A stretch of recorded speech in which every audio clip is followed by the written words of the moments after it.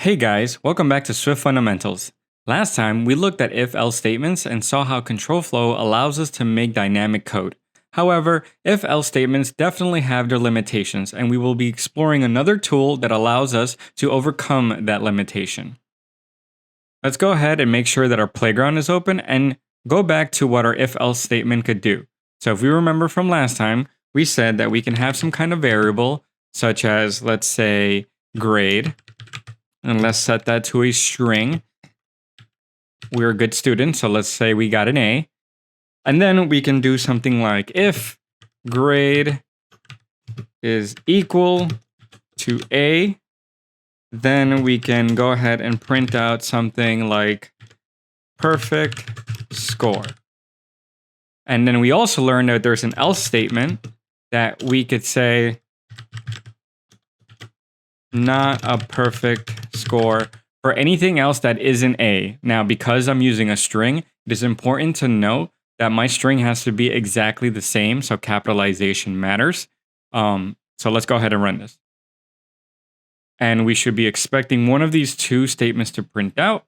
And if playground catches up, we see that we get perfect score, right? Because we have A, and so it matches, and then we get this statement.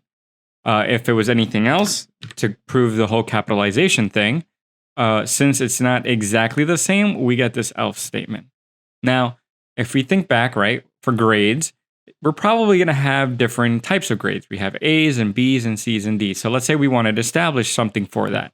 So if it was A, we do perfect score. Then we can say else if B. If we remember back to our else if statements, we'll say if grade is equal to B, right? Then we can say you have an 80. Then we can write else if grade is equal to C. Then we can open this up and then just do print. You have a 70, and so on and so forth. But we can see that this is getting kind of repetitive and messy, right? Now we have this if else, right? And while this technically works, right? If we run this, let's say we had a C instead, and we get the result that we're expecting, this is definitely redundant.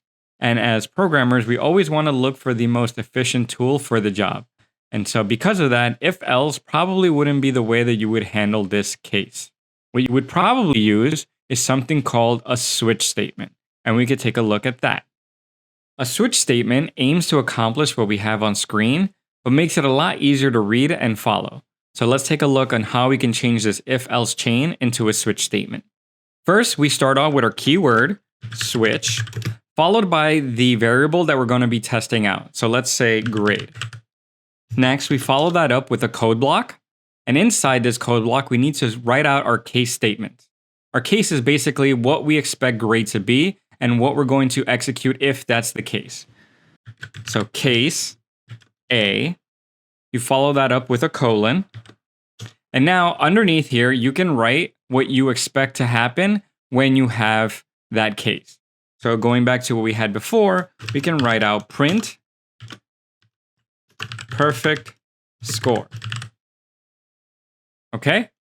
Now something to know about switch statements is that they have to be exhaustive, as you can see by this warning over here, or rather this error over here, meaning that you need to test for all cases. Now, because we are switching on a string, this could mean any possible string, that you could ever write. And so because of that, the people that have written this out have thought of that, and we're not going to write every single case for strings, right? Usually you only have specific ones you're trying to target.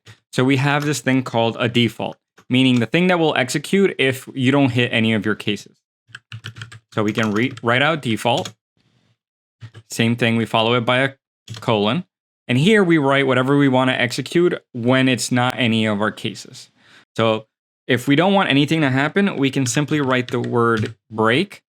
And that just means skip over and stop this switch statement and on to line 19. So let's go and comment this out. Let's say break, and we can run this. And as you see, we have nothing happening here because our grade is not an A, it's C. So it defaulted to our default condition. And since we only have break there, we get nothing. Now, this is a double-edged sword because as you can tell, since nothing's happening, you may think that it's not working. So use break sparingly or only when you absolutely know nothing else is supposed to happen. Another thing you could do is simply write some kind of error message to yourself, such as no valid grade.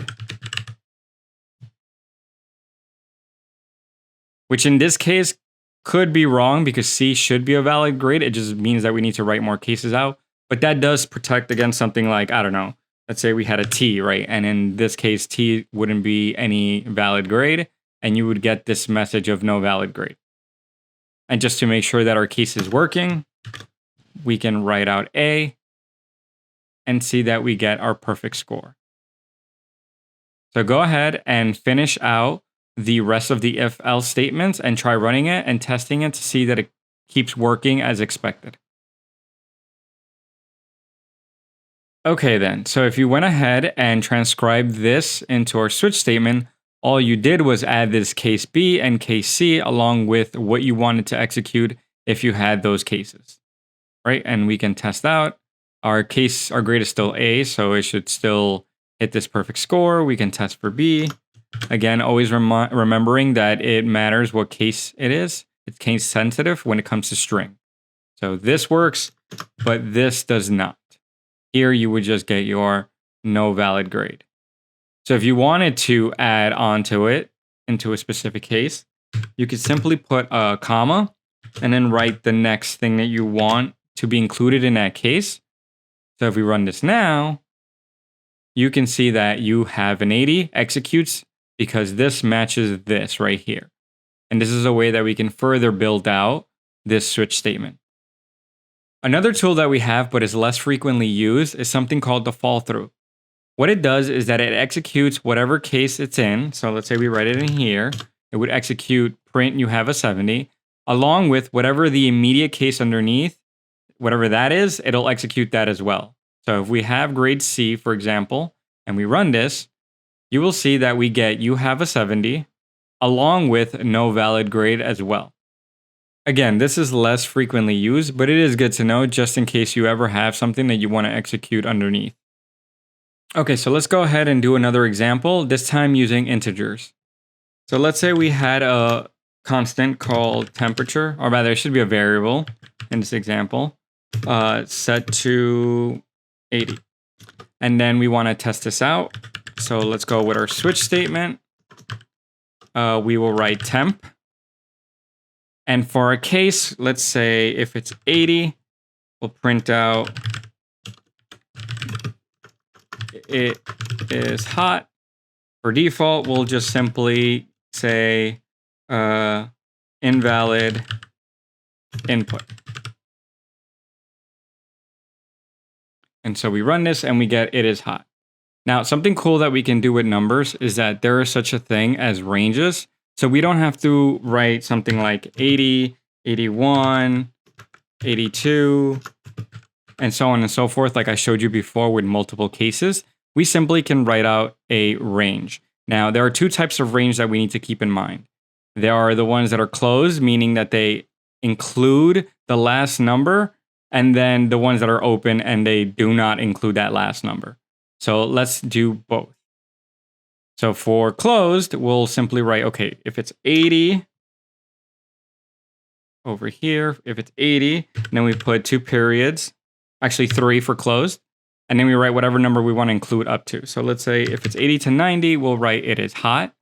Let's go ahead and create another case and say, okay, if the temperature is from 70, and this one we will make an open range. And so we will do the less than symbol at the end instead of the 3 dots. And write whatever number. So let's say 79. And if it's between these numbers, we will write print it is perfect.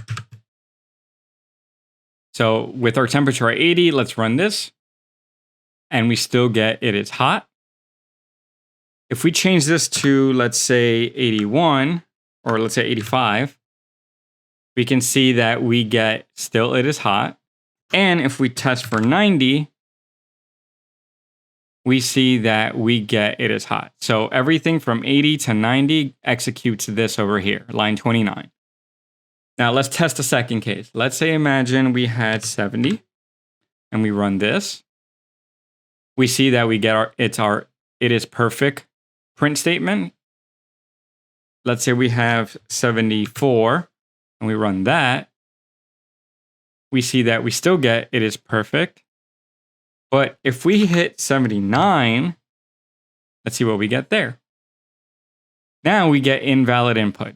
And that's because when the range is open, whatever the last number is that you put over here does not count in the range. So essentially, this is testing everything from 80 to 90. This is essentially testing everything from 70 to 78, including 78. And then everything else is being sent over to default. Okay, great. So now we have a good understanding on what ranges look like and the difference between closed and open ranges.